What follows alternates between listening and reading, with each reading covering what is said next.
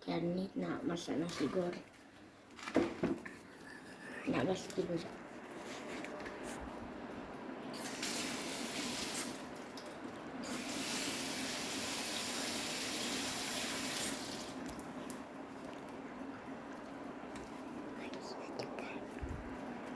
Ha? Bagi apa? Nasi goreng. Ya.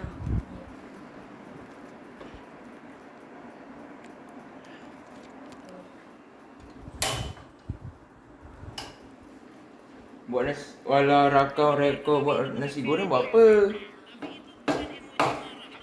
Oi, oi, oi.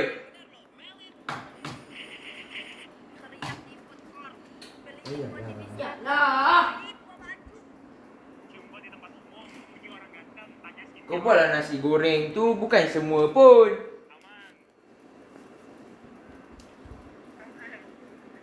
Bukan semua apa.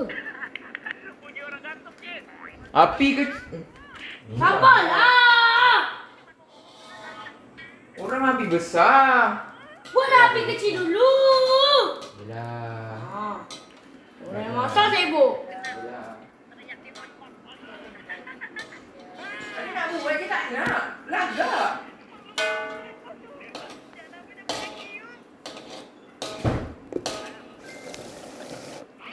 Dah tak jumpa dah.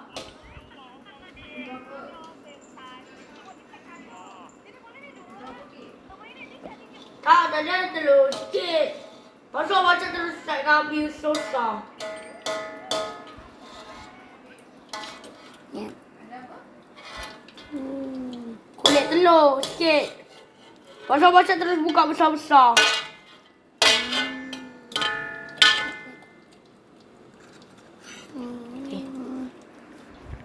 Abanglah guys. Tepi. Ya, ambilkan nasi ya. Ha. Mana sampai?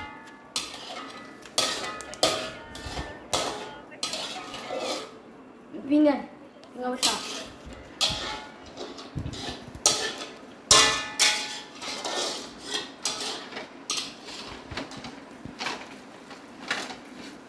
Besar ya warna putih.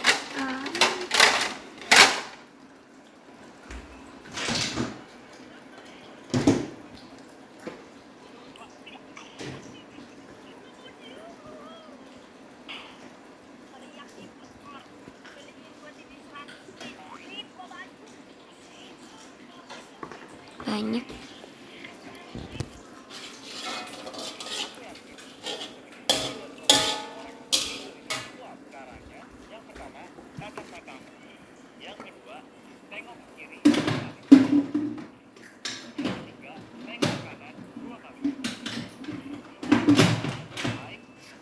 Untuk bikin kaki tu boleh tak? Selanjutnya kalian akan